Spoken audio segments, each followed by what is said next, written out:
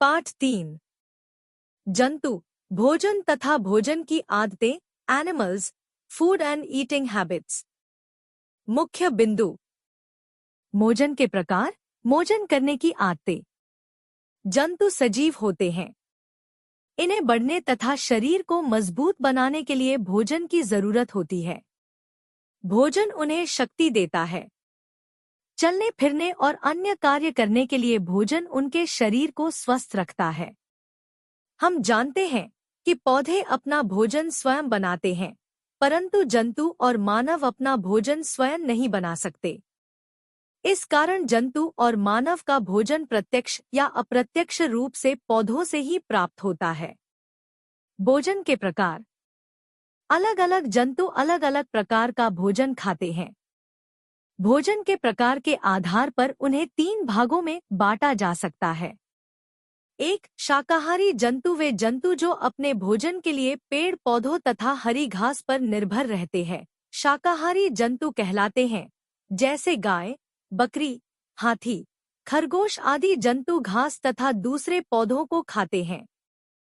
घरेलू गौरैया तथा कबूतर जैसे पक्षी अनाज के दाने खाते हैं। 2. मांसाहारी जंतु। वे जंतु जो दूसरे जानवरों का मांस खाते हैं, मांसाहारी जंतु कहलाते हैं। जैसे शेर, चीता, लोमड़ी, कुत्ता, बिल्ली, मेढक, सांप आदि जंतु केवल दूसरे जंतुओं का मांस खाते हैं।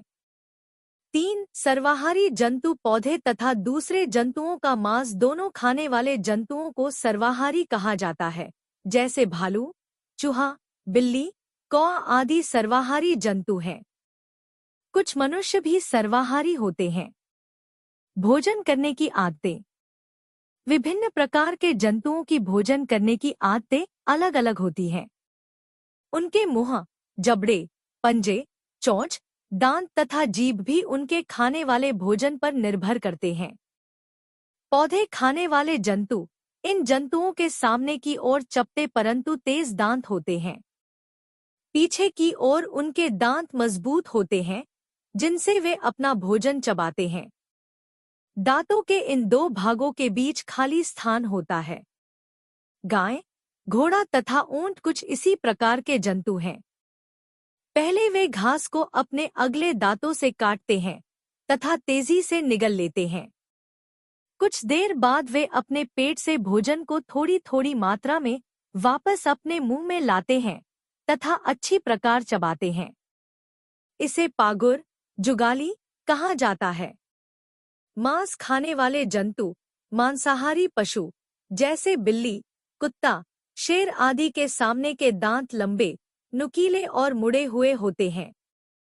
सामने के दांत शिकार पकड़ने और चीरने के लिए होते हैं और पीछे के दांत चबाने और मांस काटने के लिए होते हैं।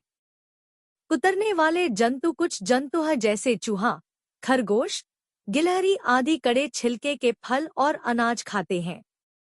इनके सामने के दांत तेज, पतले और चपटे होते हैं। जोंक पशुओं का खून चूसती है। ये जंतु के शरीर से चिपक जाती है और चूसक की सहायता से उसका खून चूसती है। बिल्ली और कुत्ते दूध या पानी को अपनी जीभ से जल्दी जल्दी लप लप कर पी जाते हैं। तितलियां और पतंगों की एक नालीदार जीभ होती है। इसे प्राबांसिस, सूंड, कहते हैं। इस सूंड से ये फूलों का रस चूसते हैं। जब ये काम में नहीं आती तो सूंड को समेट कर रखते हैं। कुछ जंतु अपने बच्चों को दूध पिलाते हैं। छोटे बच्चों के दांत नहीं होते, अतः वे अपनी माता से प्राप्त दूध पीते हैं। ऐसे जंतुओं को स्तनपायी जंतु कहा जाता है। मनुष्य, गाय, कुत्ता, बकरी, बिल्ली, सुअर, भैंस आदि स्तनपायी जंतु हैं। कुछ जंतु हैं जैसे मेढक, छिपकली तथा सांप अपना भोजन बिना चबाए निगल जाते हैं। क्या आपने छिपकली को अपना शिकार पकड़ते हुए देखा है? यह धीरे धीरे एक कीट के समीप जाती है तथा अचानक से अपनी जीभ बाहर करके कीट को जीवित ही निगल जाती है। हाथी अपना भोजन एकत्र करने तथा उसे अपने मुंह में रखने के लिए अपनी सूंड का प्रयोग करता है। यह अपनी सूंड से जल को लेता है तथा फव्वारे की तरह अपने मुंह में डालता है। कुछ जंतु अपने जाल की सहायता से भोजन प्राप्त करते हैं। मकड़ी जाला बनाकर कीटों को फंसाती है। यह अपने से बड़े कीटों को पकड़ती है।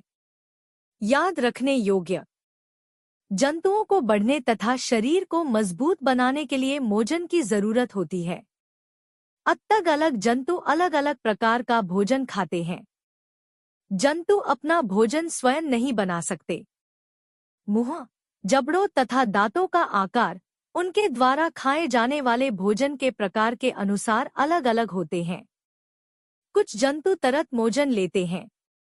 मेढक, छिपकली तथा सौंप अपना भोजन बिना चबाए निगल जाते हैं। मकड़ी जाला बनाकर कीटों को फैलाती है।